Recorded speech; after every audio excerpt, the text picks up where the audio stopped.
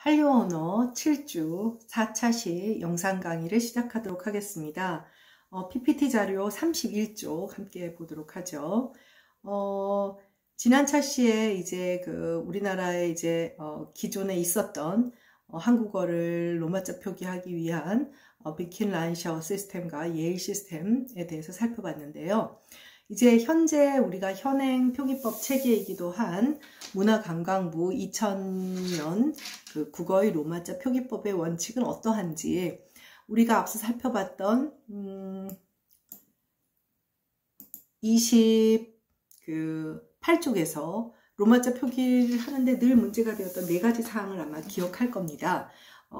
평음, 경음, 유기음을 예사소리, 된소리, 거센소리를 어떻게 구별하여 적을 것이냐, 그 다음에 유성음과 무성음을 구별하여 적을 것이냐, 그 다음에 로마자가 없는 모음들을 어떻게 표기할 것이냐, 사실 이제 2개의 모음을 겹쳐 표기할 것이냐 아니면 그 구별 표지를 사용할 것이냐의 문제고, 그 다음에 형태음소적 변화, 즉 음운현상을 어느 정도까지 허용할 것이냐, 이 4가지 기준을 이제 고민한 결과 이제 현재로서는 31쪽에 PPT 자리 31쪽의 국어의 로마자 표기법을 2000년 7월에 고시하게 되었고 현행 사용하고 있는 상황이라고 할 수가 있습니다. 또 이제 이 사용하다 보면 문제점이 나오면 또 뭐 어떻게 또 바꾸고 또 다시 논의가 진행이 되겠죠. 31쪽을 보면 이 표기법은 2000년 7월에 고시된 우리나라의 공식적인 표기체계로서 정부에서 고시한 것으로 따지면 문교부안이 3개가 있었고요. 4번째 표기법에 해당합니다. 그래서 문교부에서 광복 직후 1948년에 공포한 한글을 로마자로 적는 법, 그리고 1959년에 한글의 로마자 표기법을 공포를 하게 됐죠. 네. 다음 단락, 일반에 널리 보급되지 못하고 1984년 1948년, 49년에는 여러분이 보다시피 이 시기에 무슨 기본적인 한글 교육도 제대로 안 되고 있는 상황에서 로마자 표기법이 제대로 전달이 됐겠어요. 널리 보급되지 못하고 있다가 1984년 맥킨라이샤워 표기법을 근간으로 하는 국어의 로마자 표기법을 일단은 제정을 했어요. 여러분이 앞서 기억을 하는지 모르겠지만 맥킨라이샤워 시스템은 어떤 표기였죠? 상대적으로 굉장히 음성적인 상황을 철저히 표기하는, 그런 표기법이었다는 것을 아마 여러분들이 기억을 하고 있을 거예요. 그러다 보니 이 이제 맥킨라이샤워 표기법을 근간으로 하는 것이니까 현재의 표기법에 비해서 좀 더 음성전사의 양상을 좀 더 보인다고 할 수가 있겠죠. 그리고 또 하나는 구별 표지를 많이 사용을 했어요.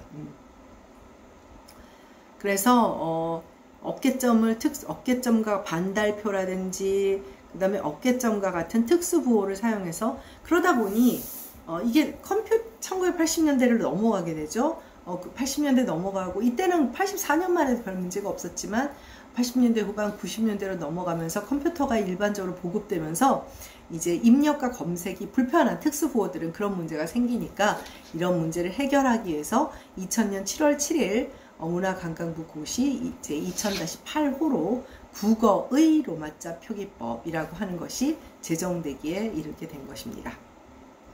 그래서 32쪽을 가보면요. 기본적인 형태는 이제 단모음의 로마자 표기, 복모음의 로마자 표기, 자음의 로마자 표기가 있습니다. 그래서 아, 오, 우, 이 이런 것들은 별 문제가 없는데, 자, 어를 표기하는데 이제 이거를 1984년 맥킨라이샤워 시스템에서는 어를 어떻게 표기했냐면 오에다가 반달표를 하고 이랬어요. 입력하기가 어렵잖아요. 그러니까 이 오로, 그 다음에 의는 이유로, 이런 것들이 이제 여러분들이 외우고 있어야 되니까, 아이는 AE로, 그 다음 외는 OE로, 그 다음 위는 이 경우는 WI로, 그 다음 복모음의 표기는 야요요유는 기본적인 단모음의 Y나 W를 앞에 넣는 것이니까 이렇게 표기가 되고요. 반면 의 같은 경우는 맨 끝에 있는 의는 UI로. 그래서 굉장히 많이 틀려요. 많이 틀리는 게 뭐냐면 그 다음에 여기 지금 나와 있는 우아이, 그러니까 의 같은 경우 유아이로 쓰는 이런 경우도 많이 틀리게 되죠. 아마 이게 되게 생소한 친구들도 있을 겁니다. 그 다음에 다음에 로마자 표기법은 자 GK는 뭐냐면 유성 무성을 구별을 하겠다는 것이죠. 그리고 경음 표기 유기음은 K 이렇게 되고요. 네, 그 다음에 이제 파차름의 경우는 J0 했을 때 쌍지으시고 유기음은 CH 뭐 이런 식으로 되게 됩니다. 네, 이런 방식으로 현행의 로마자 표기법을 사용을 하고 있고 이걸 확인할 수 있는 가장 좋은 방법은 도로 표지판, 그 다음에 지하철, 역명 이런 것들에서 지금 오늘 배운 것들을 확인해 보면 다 이대로 쓰여 있습니다. 33쪽으로 넘어가도록 하겠습니다. 이 체계에 대해서는 또 보완 설명을 하는 것인데요. 기본적으로 전사법의 태도를 취하고 있죠. 특수보호를 사용하지 않는 이유는 입력과 검색에 용이하게 하기 위한 것이고요. 자음은 평음은 G, D, B로 적으나 받침 소리가 될 때는 KTP로 써야 되는 거예요. 이것도 이제 외워야 되는 것이죠. 그러니까 앞서 우리가 표에서 봤다시피 앞선 표를 다시 한번 볼까요? 32쪽을 보면 예를 들면 기억이라고 하는 것에 G와 K가 있어요. G와 K가 있는데 왜 G와 K가 있느냐? G와 K가 있나? 여기서 어디로 올 땐 G를 쓰고 받침으로 올 땐 K를 쓰는 거예요. 선생님이 조금 전에 말을 실수한 것 같은데 유성음 표시가 아니고 그러니까 84년 다시 정정 말을 하다 보면 이제 이래서 구어라고 하는 것은 부정확할 수가 있는 거예요. 말하다 보면 막 슬로우 넘어가다 보면 자 다시 정정을 하겠습니다. 1984년 맥킨라워 시스템 맥킨라이샤워 시스템에서는 기본적으로 아주 정교한 음성 전사를 이제 필요로 했기 때문에 유무성도 구별을 했어요. 그러나 2000년 이후로 우리가 사용하고 있는 표기에서는 자 표 4에서 G는 어두에 올 때, 단어의 첫머리 올 때, K는 받침으로 쓸 때, 종성일 때, 경음일 때는 두 개를 겹쳐 쓰고, 그 다음에 어두의 유기음일 때는 K를 쓰는 거죠. 자, 그러니까 K라고 하는 알파벳은 받침으로 쓰이는 기억과 유기음 키역으로 쓰이는 것이죠. 기호로서는 1:1 대응을 하지 못하지만 궁여지책인 거예요. 예를 들면 G를 유성음으로 예를 들면 유성음이라다 자꾸 G를 평음으로 쓰고 예를 들면 경음으로 KK를 쓰고 유기음을 KH로 쓰고 이런 방법도 있죠. KH로 쓰는 H를 덧붙여 쓰는 방법은 1984년 방법이었어요. 1984년 좀 더 이제 유기음의 속성을 잘 드러내려고 하는 것이었는데 이제 2000년에 바꿀 때는 그런 것이 좀 더 번잡스럽다. 그리고 KH로 써놨을 때 외국인들이 이것을 유기음으로 인식할 수 있겠느냐 이런 논란이 있어서 현행 이런 표기법의 선택을 하게 됐는데 그러다 보니 좀 부정확한 그러니까 기호로서 1:1 대응하지 않는 면이 있게 되는 것이죠. 다시 정확하게 말합니다. 디귿을 가지고 예를 들까요? 단어의 첫 소리 어디에 올 때는 D, 그 다음에 받침일 때는 T, 경음일 때는 TT, 유기음일 때는 T. 그러다 보니 받침과 유기음일 때 동일한 알파벳이 대응되는 그런 한계가 생기게 되는 거죠. 자, 그 다음 리을의 경우는 모음 앞에서는 R로, 어말에서는 그 다음 L로, 그 다음에 리을이 두 개 겹쳐 나올 때는 LL로 적기로 하고요. 모음은 앞서 살펴봤죠. 그 다음 음 변화가 일어날 때는 변화의 결과를 표기에 반영한다. 이거는 기본적으로 예일 시스템이나 맥킨라이샤워 시스템이나 동일하지만 어느 정도까지냐라는 경계의 기준은 좀 있죠. 그래서 어떻게 기준을 잡냐면 자음 동화의 경우 자 종로, 신라 이런 식으로 비음화라든지 유음화 같은 것을 반응하고요. 니은 리을이 덧나는 경우도 학여울, 알약같이 이거 알약 여러분들 맨날 그 컴퓨터 화면에 많이 뜨는 거죠. 실제로 이렇게 쓰죠. 구개음화 이것도 소리 나는 대로 해돋이 같이 다음 페이지로 가겠습니다. 네 번째 유기음화를 겪게 될 때 이게 좀 복잡한데요. 유기음화를 겪을 때 겪게 될 때는 히읗이 앞에 오느냐 뒤에 오느냐에 따라서 H가 나타날 때도 있고 나타나지 않을 때도 있어요. 그래서 기본적으로 용언의 활용형일 때 요것만 따로 기억을 하면 돼요. 용언의 활용일 때는 자, 유기음을 원래 뭐라고 쓰기로 했어요? 그냥 K, 그 다음에 T, 그 다음에 P 이렇게 쓰기로 했잖아요. 그래서 용언의 활용일 때, 즉 히읗이 앞에 오는 경우죠. 조코 노타의 경우에는 그냥 K로 쓰고 T로 쓰면 돼요. 다만 용언이 아닌 체언의 경우 히읗이 앞에 오지 않고 뒤에 오겠죠. 히읗이 뒤에 올 때는 히읗을 밝혀 적어야 돼요. 자, 용언의 활용형과 체언의 경우가 달라요. 이거 굉장히 중요한 것이고 기억을 꼭 하고 있기를 바랍니다. 그래서 이런 경우는 무코와 같이 H가 등장을 하게 되죠. 그 다음 된소리 표기는 표기의 즉 된소리 대기, 즉 경음하죠. 경음화의 경우는 된소리 대기, 즉 경음화의 경우는 표기에 반영하지 않아서 똥이 되죠. 그러나 그냥 씁니다. 팔당도 경음화 되지만 그냥 씁니다. 경음화는 표기에 반영하지 않습니다. 자, 발음상 혼동될 수 있을 때는 붙임표를 사용해요. 예를 들면 해운대 같은 경우 만약에 여기 붙임표를 쓰지 않으면 잘못하면 어떻게 돼? HA 끊고 EUN 하은대 이렇게 되니까 혼동을 피하기 위해서 이런 경우에는 붙임표를 씁니다.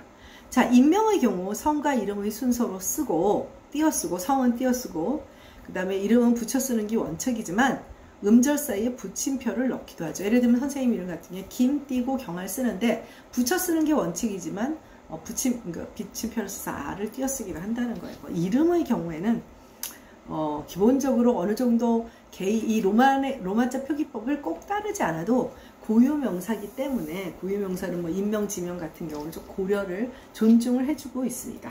그리고 역시 이름에서 일어나는 음운 변화는 표기에 반영하지 않는다. 그러니까 앞에서 이름은 전자법을 택한다 라는 얘기를 했었죠. 이름은 전자법을 택한다. 거기에 해당하는 것이라고 할 수가 있습니다. 다음 페이지에 가면 우리가 인터넷에 보면 로마자 변환기라는 게 있어요. 그래서 그걸 입력을 하면 로마자가 변환이 됩니다. 그래서 여러분들이 다 확인할 수 있고요.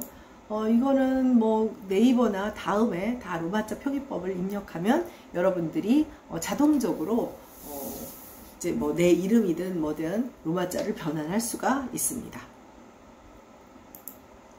37쪽으로 가도록 하겠습니다.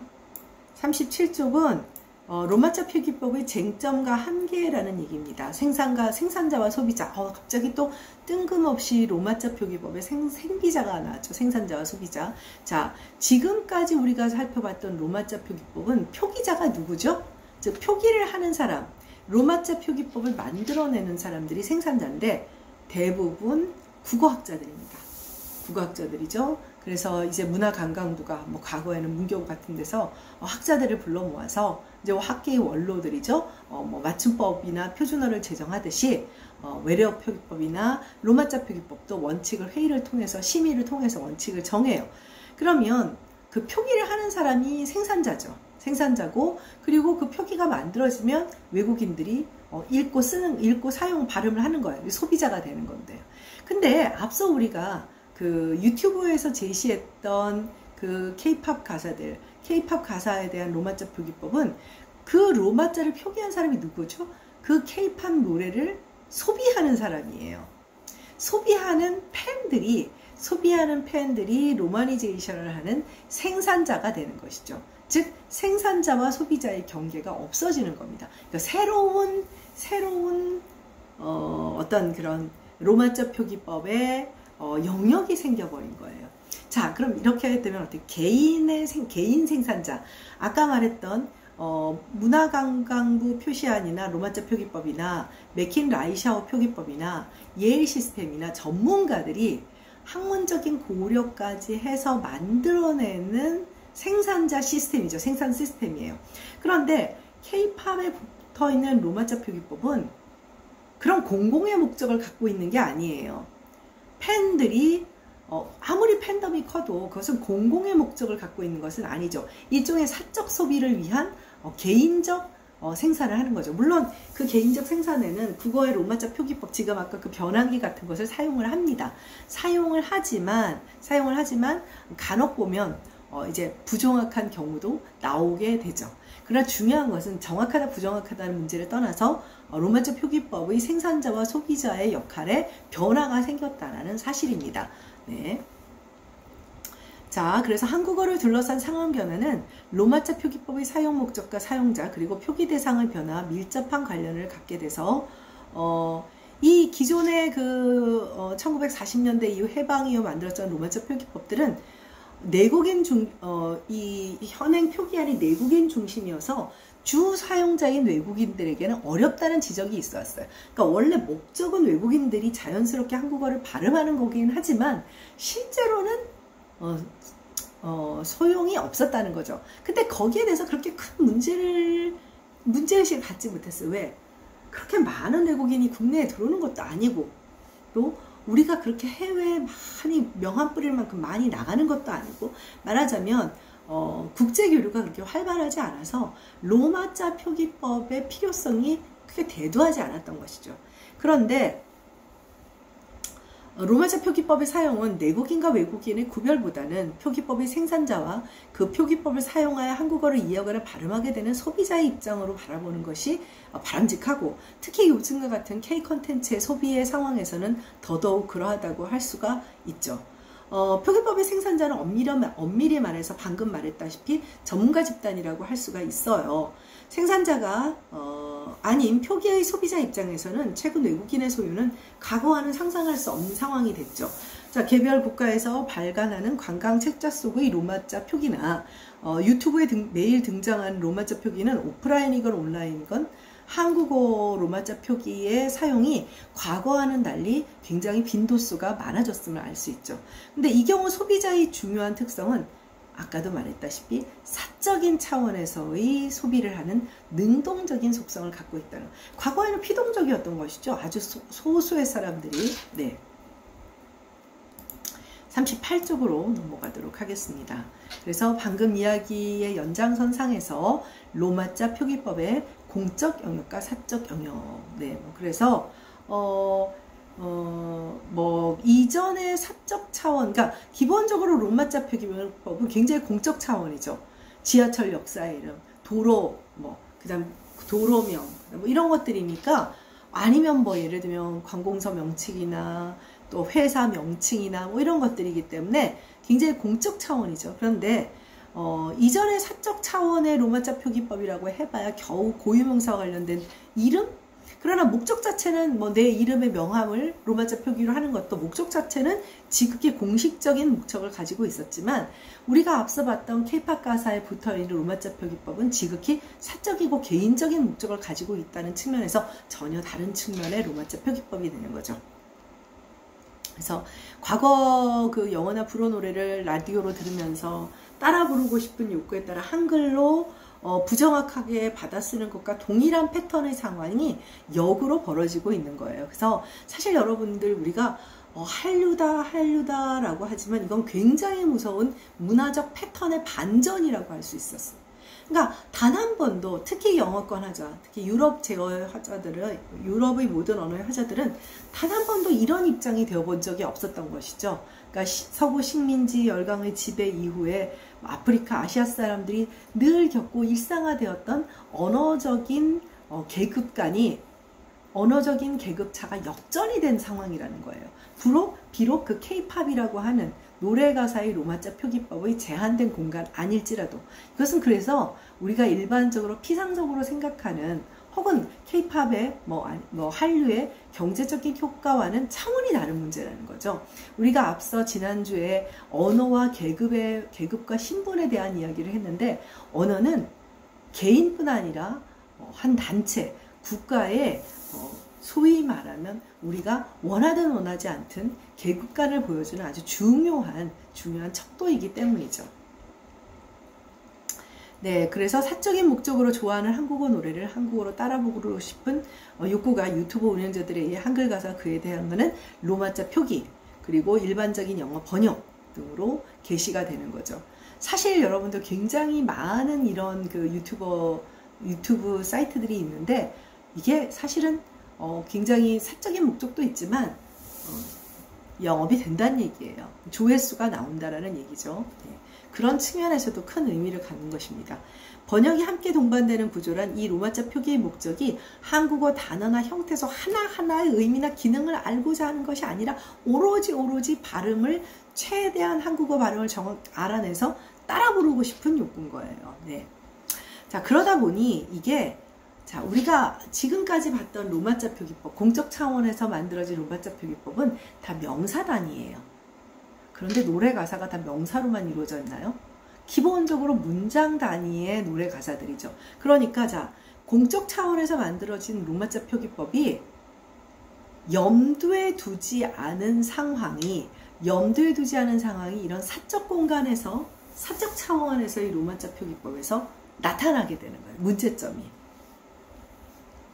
그래서 국어의 로마자 표기법의 생산자, 사용자 측면에서 어떠한 문제점이 생기고 있는지를 이제 특히 앞서 살펴봤던 케이팝 가사의 로마자 표기법 등을 통해서 확인을 해봐야 하는 상황에 이르렀다는 것이죠. 네, 39쪽에 가면 지금 로마자 표기의 현황이 어떠한지 BTS의 피땀 눈물의 한 가사를 들어서 이거는 선생님의 가사가 아니라 아마 피땀 눈물의 이 그 노래 가사 로마니제이션 이거는 굉장히 여러 개의 게시된 그 사이트들이 있는데 여기에 이제 한 예를 들어놓은 거예요. 아마 뭐 아는 친구들은 다 알 텐데 너의 것인 걸 잘 알고 있어. 이건 나를 벌받게 할 주문. 목 깊숙이 너란 위스키. 자, 위스키 보세요. 분명히 영어에 위스키 단어가 있는데 이 로마자 표기법에서 선생님이 그대로 옮겨놓은 거예요. 이렇게 써요. 위스키와 같이 앞서 여러분들한테 소개했던 로마자 표기법대로 하고 있는 거예요. 네, 원해 많이. 자, 원해 많이 뒤에서 설명을 하겠지만, 자, 만히. 자, 아까 히읗의 표기, 자, 히읗의 표기에 대한 얘기를 했는데 이걸로 이 게시자가 외국인인지 한국인인지 알 수 있어요. 한국 사람이라면 절대로 만히라고 안 해요. 다 많이라는 거 알고 있어요. 아까 조커나 노타처럼 유기음화의 경우에도 히읗이 표기로 드러나지 않죠. 이 경우는 필수적으로 H가 탈락하는 경우예요. 이렇게 쓰고 있죠. 자, 그 다음 원행의 경우도 원하다의 경우니까 원하다의 경우지만 여기에는 이제 원해, 여기는 이제 나올 수가 있죠. 원하다. 네. 그 다음에 너란 감옥에 중독돼 깊이. 그 다음에 다른 사람은 정말 한국말인데 어렵죠? 다른 사람 섬기지 못해. 다른 사람 섬기지 못해. 못해 어때요? 못해의 경우 이때 H가 나오면 안 돼요. 용언이니까요. H가 나오면 안 되죠. 자, 못해의 경우나 이런 경우는 한국 사람도 틀리니까 이건 그런데 100% 여기 많이 이거는 외국인 게시자예요. 그래도 너무나 감사하죠. 이 정도의 역량을 갖고 있는 사람이라는 거는 교포이거나 한국어에 아주 능숙하지는 못하지만 그래도 교포이거나 한국어를 배운 사람이거나 그렇다는 거죠. 자, 여기에 보면 기본적으로 피땀 눈물의 가사만 해도 명사 단위가 아니라 용언의 활용량이 등장하는 문장 단위의 기술이라는 문장 단위라는 것을 확인할 수 있을 겁니다. 그래서 40쪽에서 그러한 문제들에 대해서 간단히 이제 소개를 하고 있어요.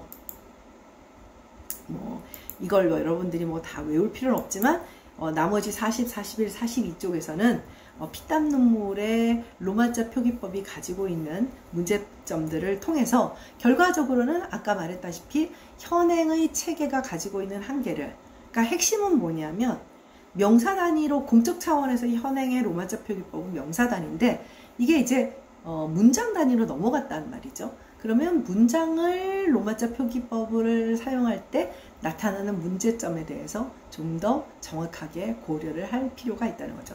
물론 관광 한국어와 같은 안녕하세요 등등 관광어에서 문장에 나오잖아요. 그래서 관광 한국어 같은 경우에서 이미 문장으로 표기하는 로마자 표기법에 대해서 어느 정도 정리를 하고 있는 상황이기는 합니다. 그러나 지금 이제 막 우후죽순처럼 쏟아져 나오는 K-팝 가사들과 가사는 두 번째면 로마자 표기법에 대해서는 데이터들이 체계적으로 정리되고 있지는 않아요. 그래서 보면 거신, 여기서 이때는 SH로 쓰는 사람이 많은데 이건 84년 아니고 S로 정확하게 잘 쓰고 있었어요.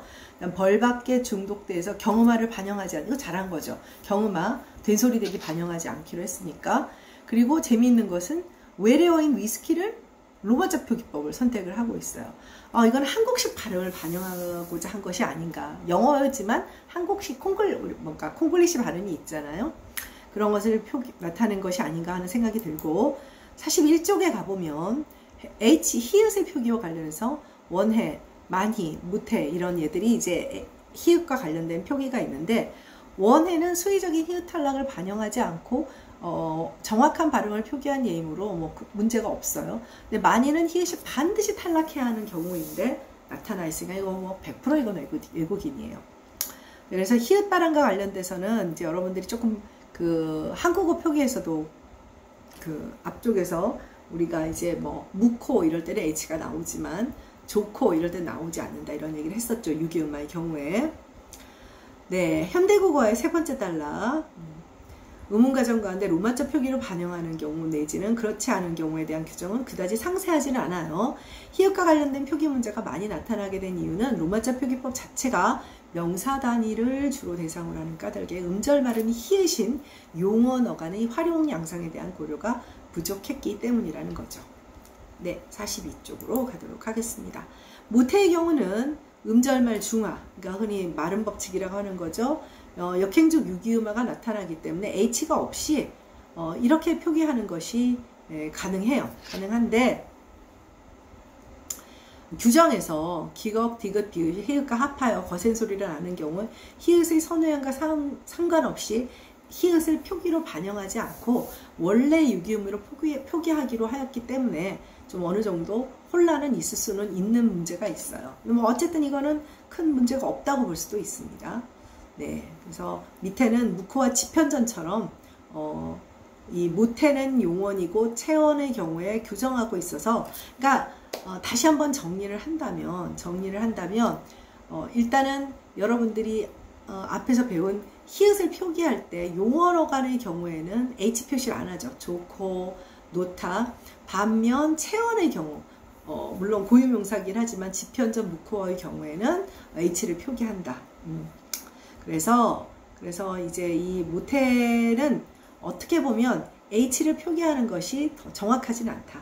빼고 표기하는 게 더 낫다. 이제 왜냐하면 체언은 아니니까. 그런데 사실은 모태어의 경우에는 어떤 문제가 있냐면 단순한 용언 형태는 아니에요. 무시라고 하는 부사와 하다가 연결이 된 형태잖아요. 그러니까 이게 또 얘기가 복잡한 거예요. 그래서 여기서는 어느 것이 정답이다 정답이 아니다의 문제가 아니라 이러한 문제가 있다는 것이죠. 그래서 아마도 체언이나 파란 글씨로 된 것, 용어 같은 형태론적 정보에 대한 지식이 없기 때문에 히읗의 선호행을 따져 표기했을 가능성도 있다라는 것이죠. 사실 이제 이러한 여러 가지 문제는 공적 차원의 로마자 표기법에서 준비되지 않은 상태다 보니 이러한 표기법에 혼란이 생길 수 있다는 것입니다. 그러니까 여러분들이 아마 활용 문제를 생각할 때 아마 로마자 표기법에 대한 것은 아마 관심을 안 가졌을 텐데, 향후 이제 어떤 그런 BTS의 노래건 어떤 노래건 나왔을 때 거기에 영어 가사와 한국어 가사와 로마자 표기법과 영어나 여러 가지 그 자국의 언어로 번역된 부분을 보면 아마 로마자 표기법을 한 번쯤은 들여다보게 되지 않을까 하는 생각이 들 것이고, 바로 그 부분이 정말 어떻게 보면 언어와 문화, 한류와 언어에서 언어의 어떤 문화의 패턴의 반전이라고 하는, 역전이라고 하는 정말 중요한 기점이라고 할 수가 있습니다. 네, 그러면 4차시 그 강의는 여기서 마치도록 하고요. 앞서 얘기했다시피 다음 8주차에는 1주차 강의 안내에서 예고한 바대로 녹화 영상이 올라가지 않으니 시험 공부들, 다른 과목의 시험들이 많을 테니 시험 공부 열심히 하고요. 선생님 중간고사 대체 과제도 분량이 많지 않으니 좀 고민하면서 레포트 양식 잘 지켜서 기한 맞춰 제출해 주기 바랍니다. 수고했습니다. 중간고사 잘 치르세요.